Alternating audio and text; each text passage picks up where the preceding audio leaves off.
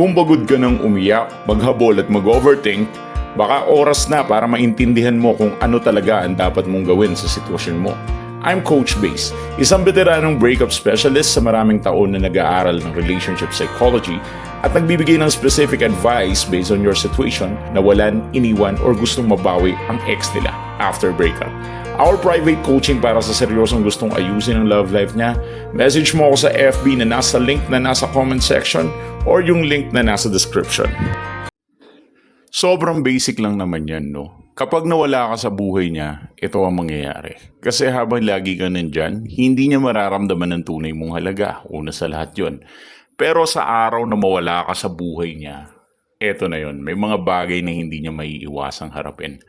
At dito nagsisimula ang game or dito nagsisimula ang laro. Kasi habang nandyan ka, magiging kampante yan. I'm always saying this. Kapag lagi kang available, mabilis mag-reply, lagi ka naghahabol, laging ikaw yung unang umaayos ng problema, nagiging normal ng presence mo, nagiging generic ka. At ang laging available ay madaling ma-take for granted. When we say madaling ma-take for granted, madali kang mabaliwala kasi nga lagi kang free, lagi kang libre. Kaya nga kahit sa mga tindahan, di ba? Kapag the more na mas mahal ang isang bagay, the more na mas valuable siya. Kapag the more na mas mura ang isang bagay, the more na mas less value siya. What if lagi kang libre? Di mas lesser ka pa sa value niya. Ibig sabihin, mas lesser ka pa dun sa value na lesser pa. Mas mahalaga pa ang piso kaysa sa'yo. Diba?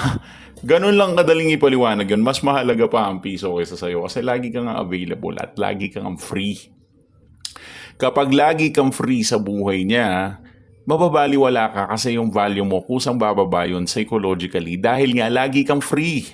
Ngayon, kung gusto mong umangat yung value mo, this is the most actually anticipated question ko sa mga clients ko. Lagi nila itong tinatanong, Coach, paano ba mag-increase ang value? Sobrang simple lang.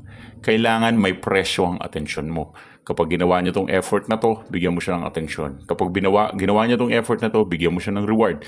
Kapag hindi niya ginawa ang bagay na ito na gusto mong gawin niya sana, then wag mo siyang bigyan ng atensyon.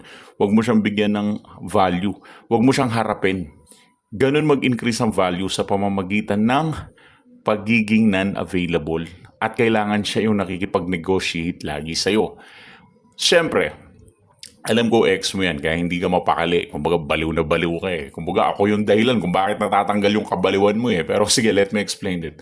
Kapag nawala ka, biglang mawawala yung mga bagay na dati niyang hindi napapansin. Kumbaga wala nang taong mangangamusta sa kanya, wala nang taong sumusuporta sa kanya, wala na yung taong laging nandyan at ikaw yun. Doon magsisimula na maramdaman yung bigat ng pagkawala mo at magsisimulang magbago ang isip niya.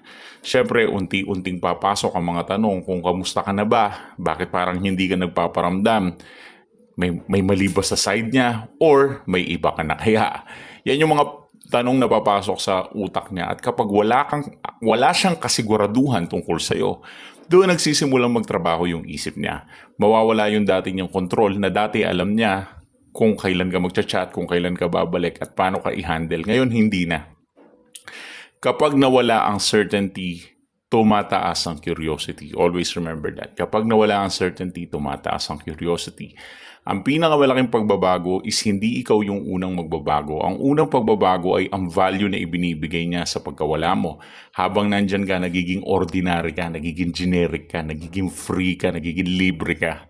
Pero kapag wala ka na, doon na niya makikita yung dating hindi niya pinapansin kasi nga yung attention mo, pinagkakait mo na ngayon sa kanya. So, ang ibig ko sabihin dito, kapag wala ka na, wala na siyang kasiguraduhan, wala na siyang ma-easy na access, wala siyang easy access sa'yo, wala na siyang dating, kumbaga mawawala yung dating version mo na laging naghihintay. Once na wala na yung dati mong version na laging naghihintay, doon na siya magkakaroon ng tinatawag nating re-evaluation. At magkakaroon siya psychologically na simpleng pag-evaluate sa'yo kasi nawala ka na nga sa buhay niya. At yun yung mangyayari na dapat talaga ganun ang mangyari. Kasi habang lagi kang nandyan, hindi niya mararamdaman ang tunay mong halaga. Kaya napaka-importante na i-increase mo ang value mo at magagawa mo lang yun sa pamamagitan ng huwag pagbibigay ng atensyon sa kanya dahil hindi lang ikaw ang natatakot na mawala siya. I will tell you the truth. Mataas ang chance na natatakot din yan na mawala ka. Namamanipula ka kasi alam niyang takot ka eh. Pero kapag alam mong, kumbaga, kilalanin mo rin siya, hindi mo lang alam. Pero kapag ginawa mo yung ginagawa niya sa'yo, matatakot din yan sa'yo. Baliwalain mo at alam mo yun, kumbaga bigyan mo siya ng ibang atake or formula regarding dito. Kapag nawala ka sa buhay niya, ang mangyayari is magkakaroon ng takot at magkakaroon siya ng pagkabigla kasi hindi niya na-anticipate yung ugali mo na ganyan. Kasi kaya ka lang naman iniwan yan dahil naging lesser value ka na kaysa sa kanya. Pero syempre, as I said, hindi naman sa lahat applicable ito.